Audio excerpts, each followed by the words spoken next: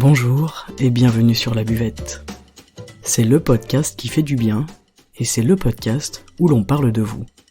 Je m'appelle Margot Bussière, je suis coach de vie humaniste et à travers ce podcast, je vous accompagne vers un mieux-être, un mieux vivre, un épanouissement intérieur ainsi qu'un éveil de votre conscience et pourquoi pas de votre spiritualité. Je vous remercie d'être là aujourd'hui et je vous souhaite une excellente écoute.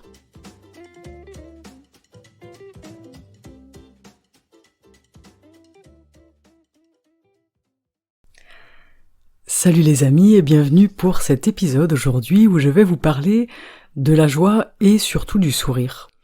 C'est un sujet qui me passionne, c'est un sujet que j'adore étudier, je vais vous en parler d'un point de vue taoïste évidemment, et c'est passionnant de comprendre en fait le pouvoir de la joie, le pouvoir du sourire, de comprendre comment ça impacte notre santé mentale et physique. Donc le mouvement de la joie, c'est le rayonnement, c'est-à-dire que la joie, elle fait circuler, elle fait rayonner le chi en fait à l'intérieur du corps. Donc le chi, c'est l'énergie. Cette joie, elle rayonne à l'intérieur, elle fait circuler à l'intérieur de nous, mais elle rayonne aussi à l'extérieur. Et c'est ce rayonnement-là qui en fait une émotion majeure et régulatrice, selon le taoïsme. En fait, dans le taoïsme, on apprend que la joie, cette émotion particulière, elle nous aide avec nos blocages, elle va nourrir nos faiblesses, elle va guérir nos faiblesses, elle va nous aider, elle va faire circuler notre énergie, elle va relaxer le corps. En fait, c'est une énergie yang, mais yang positive, de façon positive. On comprend que si je manque de joie, comme la joie elle est circulante, alors mon énergie aura tendance à stagner, mon énergie aura tendance à se bloquer. Et je peux perdre ma joie de vivre par exemple. Je peux perdre également ma volonté de vivre. Donc en fait, selon les taoïstes, quand il n'y a pas assez de joie, il y a de la tristesse et il peut y avoir un état dépressif qui s'installe et du coup une stagnation d'énergie. Donc on comprend vraiment que cette idée de tonification et de dispersion sont essentielles, selon les taoïstes, derrière cette notion de joie. Alors il faut bien se dire quelque chose quand même qui est important, c'est que l'état émotionnel il n'est pas régulier dans une journée. Mais en fait ce qui compte, c'est la durée, c'est-à-dire que je peux être triste ou en colère ponctuellement, mais la joie elle doit durer. Là où la tristesse et la colère devraient durer très peu de temps, la joie à l'inverse devrait durer le plus longtemps possible. Donc là je vous parle de joie, il faut distinguer en fait deux types de joie, c'est la joie interne et la joie externe. Et ça c'est très important parce que ça nous permet en fait de séparer cette émotion des autres émotions, et pour les taoïstes, la joie c'est un vrai antidote en fait, et c'est une émotion qui n'est pas à mettre au même niveau que les autres émotions, et c'est vraiment très intéressant. Je vais vous expliquer ça dans cet épisode. Donc très rapidement je vous fais joie externe, joie interne, je vous explique ce que c'est selon eux. La joie externe c'est plutôt une réaction, et une réaction à un stimulus, et sans le stimulus, la joie, elle n'aurait pas eu lieu, elle n'aurait pas existé. En fait, c'est quand je dépends de mon environnement pour avoir de la joie. Comme la colère, par exemple, la peur ou la tristesse. Et du coup, cette joie-là, elle ne nous apporte rien, en fait. On peut dire que cette joie-là, c'est un leurre. Elle peut même être dangereuse parce que une très forte réaction finira par me blesser. Par exemple, il y a des personnes qui font une crise cardiaque une fois qu'ils sont gagnés au loto. Et en fait, ça, c'est une joie pathologique. C'est une joie qui est externe, et du coup qui est dangereuse parce qu'elle crée une réaction. Une joie interne, elle ne tuera jamais. C'est ça qu'il faut réussir à distinguer, c'est laquelle de ces deux joies est bénéfique pour nous, laquelle de ces deux joies est plutôt problématique. La joie externe, elle est toujours suivie d'une redescente, en fait, derrière. Par exemple, derrière la possession, derrière le bien matériel. En fait, finalement, ça nous rend malheureux parce que après l'élan de joie procuré, il y a une redescente qui est énorme et qui est en général proportionnelle à la montée. Donc il faut se méfier de cette joie externe. Elle est intéressante, comme investissement, comme projet, pour apprendre ou pour travailler la joie, mais il faut pas s'enfermer dans cette joie-là parce que normalement on s'aperçoit petit à petit que le bonheur, il est pas là mais il est bien dans la joie interne, dans l'autre type de joie. Et on est peut-être dans une société où on court après la joie externe, on va chercher des stimuli de plus en plus forts à l'extérieur de nous pour combler cette joie. On s'habitue à cette joie, alors on en veut un peu plus, on veut que ça fasse plus d'effet, c'est le principe d'une habitude, d'une addiction, d'une accoutumance. Et on finit par s'habituer. Mais ensuite on peut pas faire mieux, et là, on peut tomber justement dans un état dépressif. On peut se demander, en fait, à quoi ça sert la vie ? C'est vraiment le mécanisme d'accoutumance, En fait, on augmente les doses pour que les effets soient de plus en plus satisfaisants jusqu'au point de non-retour, en fait. Et en fait, cette joie dont je suis en train de vous parler, cette joie externe, c'est la joie de l'avoir. Et cette joie, vous remarquerez que c'est une joie qui ne se transmet pas. C'est hyper intéressant. La joie d'avoir, elle ne se transmet pas. Elle va plutôt générer de la jalousie, mais elle va pas générer de la joie chez les autres. Donc, elle s'appuie sur une vision du temps, du passé, de l'avenir, parce que pour avoir, il faut des projets, il faut s'inscrire à la fois dans le passé et se projeter dans l'avenir, et elle est associée au fait qu'une attente soit satisfaite. À l'inverse, vous aurez compris que la joie interne, c'est une joie d'être, et non pas une joie d'avoir. C'est un état d'être qui est indépendant des facteurs extérieurs, qui est indépendant des stimuli qui m'entourent. Quoi qu'il se passe, en fait, je reste joyeux ou joyeuse, et c'est mon état d'être. C'est pas parce qu'il pleut dehors que je vais faire la gueule. J'attends pas le soleil pour être souriant ou souriante. Et cet état d'être, on appelle ça le bonheur, en fait. Cette joie interne, elle rayonne, elle se transmet, elle soigne aussi. C'est un état d'être qui est doux, et qui nous fera pas de mal, mais qui à l'inverse va nous soigner. C'est très intéressant dans la vision taoïste de comprendre que la joie, elle nous soigne en fait, elle nous soigne de l'intérieur. Donc au niveau de notre visage, par exemple, la joie externe, elle va se traduire par le rire. Et vous savez qu'on peut mourir de rire. Ça, c'est quand c'est la joie externe qui est dangereuse. Par contre, la joie interne ne se traduit pas forcément par le rire, mais plutôt par le sourire. Et c'est une distinction qui est très intéressante à faire. Et parfois, c'est un sourire avec les yeux. Donc, rire, ça reste un médicament, on l'utilise quand ça va pas bien, on se pique un bon fou rire et ça fait du bien, mais il en faut pas trop, avec parcimonie. Alors que sourire, selon les taoïstes, ça devrait être tous les jours, et tout le temps. Et la joie interne, contrairement à la joie externe, elle s'appuie sur le présent, elle s'ancre sur le présent, c'est-à-dire qu'il n'y a pas de notion de projection, c'est très important, et les Chinois ils nous disent que c'est le feu qui brûle sans consumer. C'est le feu qui réchauffe et qui éclaire, cette joie-là, là où la joie externe, en réalité, va nous brûler. Elle va nous brûler de l'intérieur. Du coup, dans la vie, on va, selon eux, devoir chercher à aller vers cette joie interne. Et ils nous parlent d'ailleurs souvent des enfants, et ils nous disent, voilà, un enfant, il sourit tout le temps.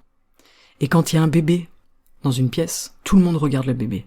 Et tout le monde sourit, et ça fait du bien. Et le bébé, il s'inscrit dans le présent, il vit dans le présent. Mais l'enfant, quand il grandit, il va perdre cette joie interne. Il va passer toute sa vie à essayer de la retrouver. Donc une fois adulte, on va essayer de retrouver cette joie-là, mais on ne fait pas le distinguo entre la joie interne et la joie externe, et du coup, on va peut-être tomber dans des systèmes, des mécanismes qui, en fait, ne nourrissent pas cette joie interne, mais nourrissent notre joie externe, qui a des limites, qui amènent des conséquences, comme je vous ai expliqué un petit peu plus tôt. Donc c'est intéressant de faire la différence. Et on va passer par la joie externe pour toucher notre joie interne. Par exemple, après un fou rire, je sais pas si vous avez déjà eu des fous rires, ça vous arrive de temps en temps, après, on garde un petit sourire pendant un moment.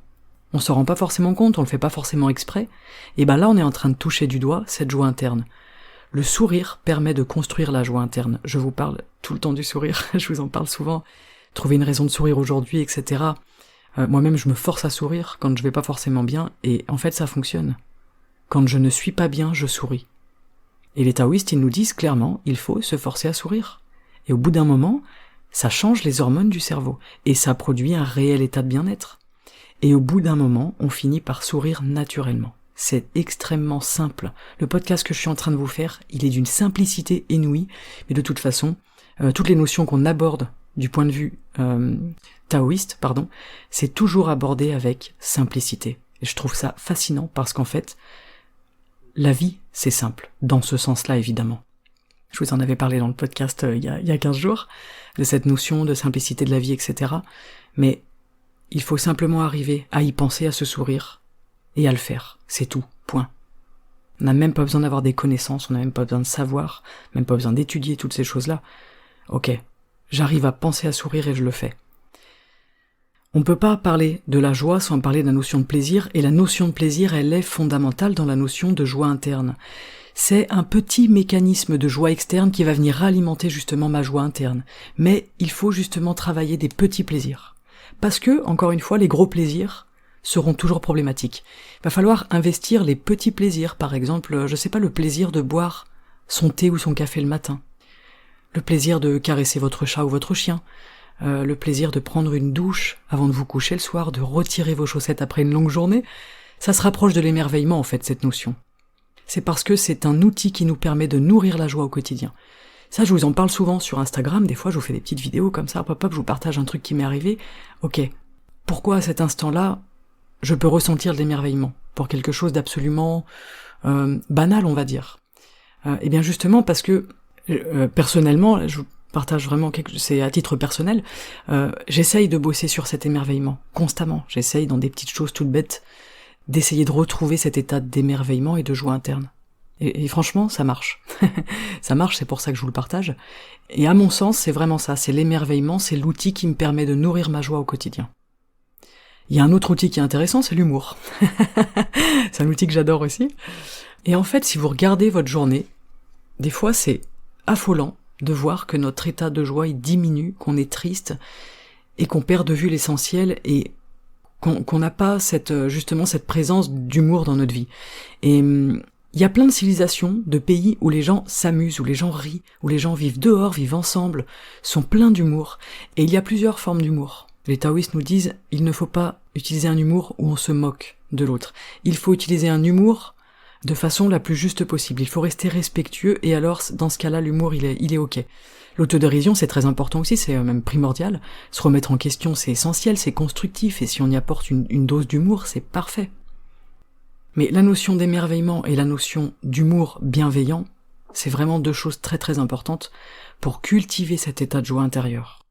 Donc, on fait attention à ce qu'on dit parce que le but c'est pas de se moquer de quelqu'un, le but c'est pas d'aller sur un terrain dangereux, le but c'est pas de déclencher des réactions de susceptibilité chez quelqu'un.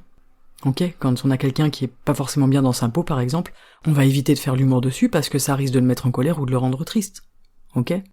Donc bon, ça me paraît du bon sens que je vous partage, mais paraît quand même important de préciser. Mais voilà, ce qu'il faut retenir, c'est que il faut sourire et s'émerveiller.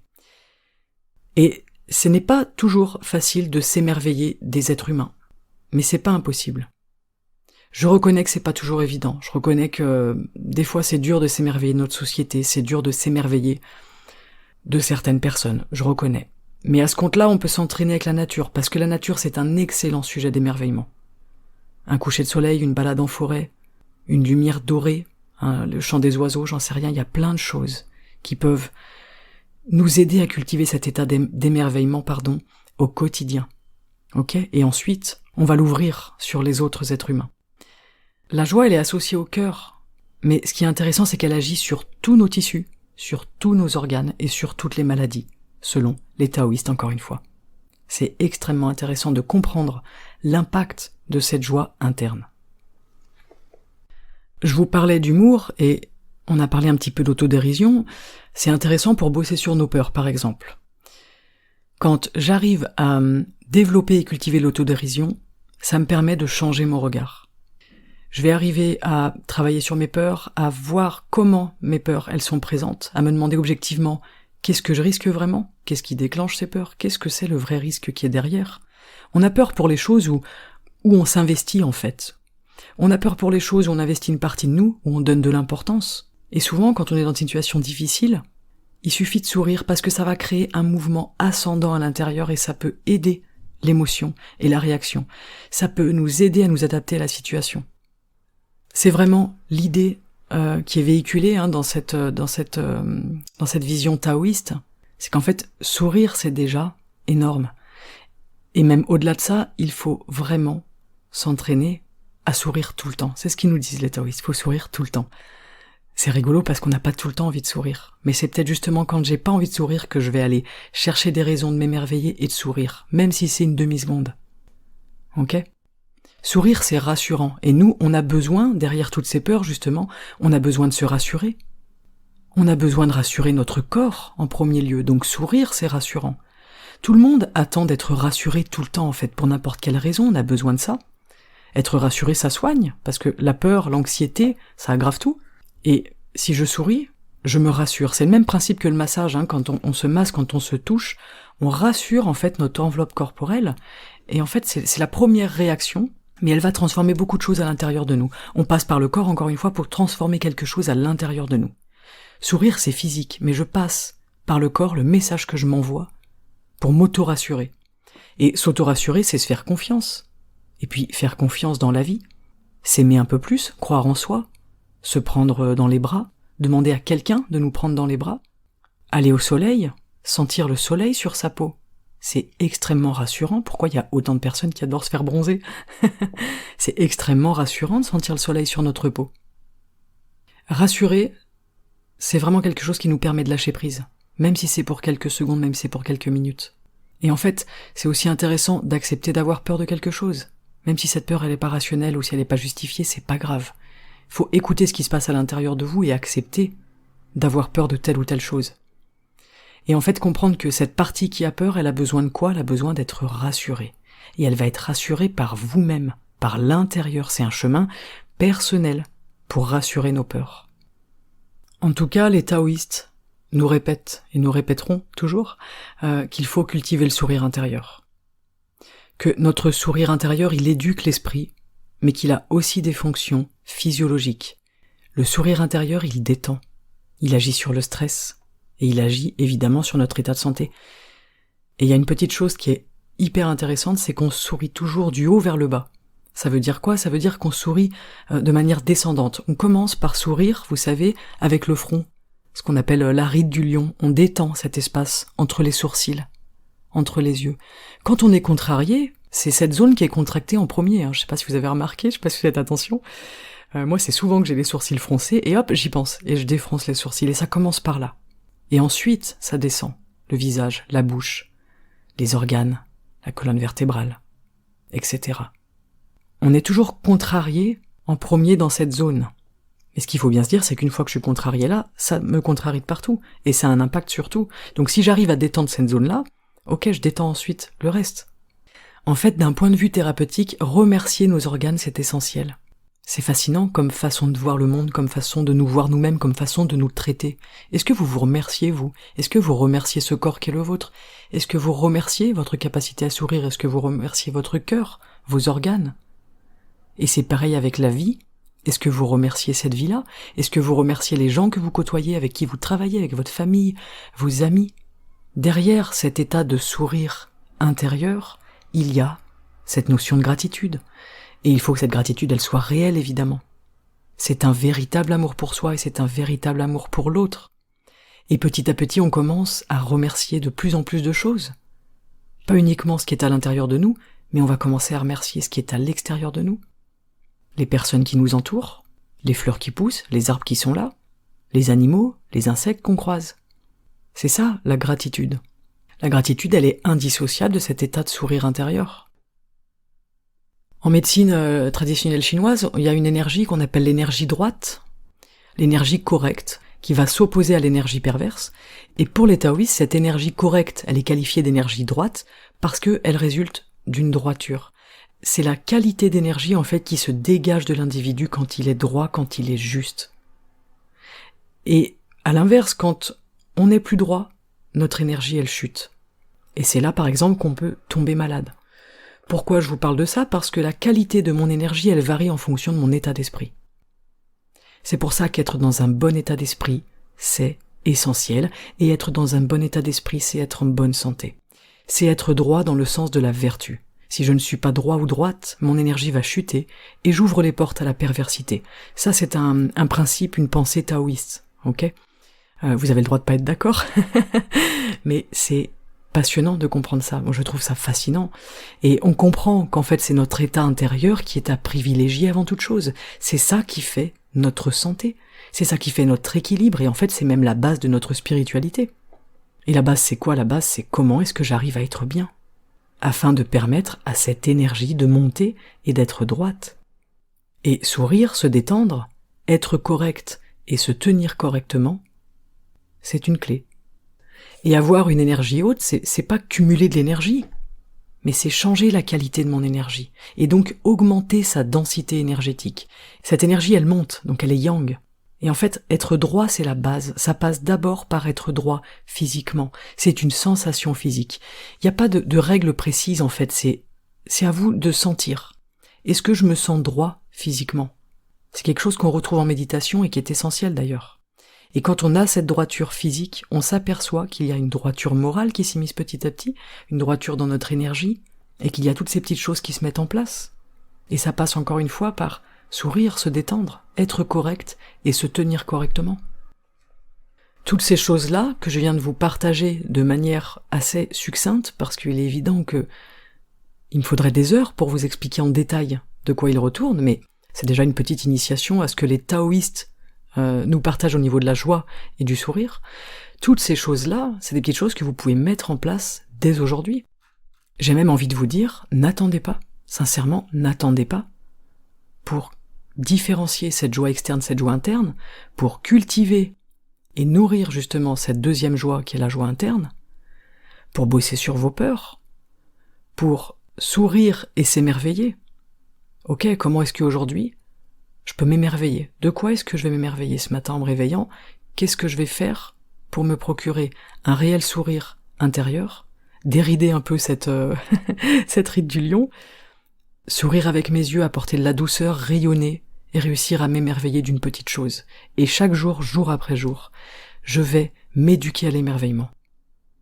Moi, je passe beaucoup par l'humour, l'autodérision, voilà, l'émerveillement, toutes ces choses-là, ça me parle. J'adore l'humour, j'adore rire, j'adore sourire. J'ai besoin de ça, en fait, au quotidien. Et c'est quelque chose que j'ai changé dans ma façon de vivre il y a déjà très longtemps, quand j'ai commencé, en fait, à étudier le taoïsme et que j'ai compris à quel point c'était essentiel et important, mais ça met du temps. C'est-à-dire qu'au début, vous n'êtes pas du matin au soir souriant et content et heureux, etc. Évidemment que non. Il y a même, comme je vous disais dans le podcast, des moments ponctuellement où on va pas bien, mais c'est ok. C'est ok. Ce qui est toujours intéressant, c'est de regarder le ratio.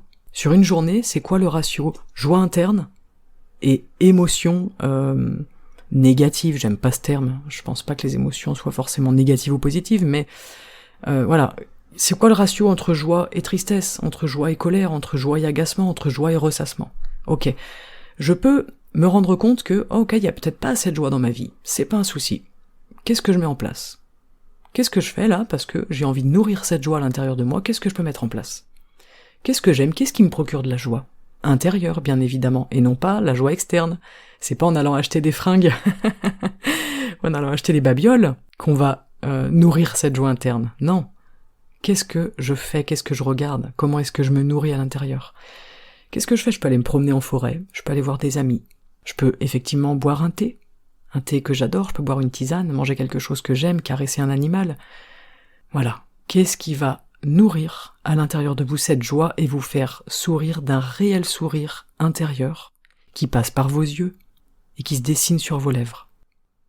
Et n'oubliez pas que cette joie-là, qui est associée à notre cœur, elle agit sur nos tissus, elle agit sur nos chairs, elle agit sur nos organes, et elle agit sur nos blocages et nos éventuelles maladies.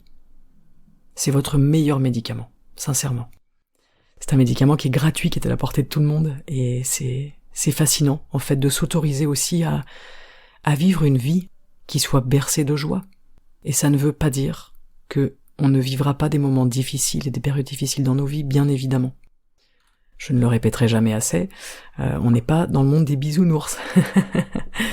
Mais ça se cultive, et je vous assure qu'après on trouve de plus en plus de raisons de sourire. C'est assez incroyable. On trouve de plus en plus de raisons de s'émerveiller. C'est un mécanisme qui devient automatique. C'est un fonctionnement justement qui devient automatique, qui devient un mécanisme. Et là, waouh! On se dit, ouais, en fait, j'ai réussi à changer profondément quelque chose à l'intérieur de moi, et ça fait quand même plaisir aussi. Voilà pour cet épisode sur la joie, le sourire, j'espère que ça vous aura parlé, c'est vraiment un point de vue taoïste, évidemment. Vous avez le droit de pas être d'accord, vous avez le droit de faire vos recherches, soyez curieux, allez chercher, allez vous renseigner, et puis surtout, expérimentez, essayez, si ça vous parle, essayez. Et même si ça vous parle pas et que ça vous fait peur, eh ben essayez quand même. Allez voir un petit coucher de soleil et essayez de voir ce que vous ressentez. Recherchez cet état d'émerveillement. C'est très intéressant. C'est très intéressant et ça vous fera dans tous les cas beaucoup de bien, je pense. Je vous remercie pour l'écoute de cet épisode. Je vous souhaite une journée merveilleuse, pourquoi pas. Une journée pleine de sourires, une journée vraiment avec un sentiment de joie à l'intérieur de vous, qui est doux, qui est fluide, et qui vous apporte un peu de légèreté dans le cœur. On se donne rendez-vous sur les réseaux sociaux, si vous avez envie de partager un petit peu du quotidien avec moi, si vous avez envie de voir aussi mes petits partages tout à fait personnels sur ces moments de joie, sur ces moments d'émerveillement. Et je vous remercie évidemment d'être auditeur et auditrice de ce podcast, d'être toujours là derrière et de participer à son essor et à son développement. Prenez grand soin de vous, prenez soin de votre cœur, de vos émotions, de votre joie interne et de votre capacité à vous émerveiller. À très bientôt sur la buvette. Ciao.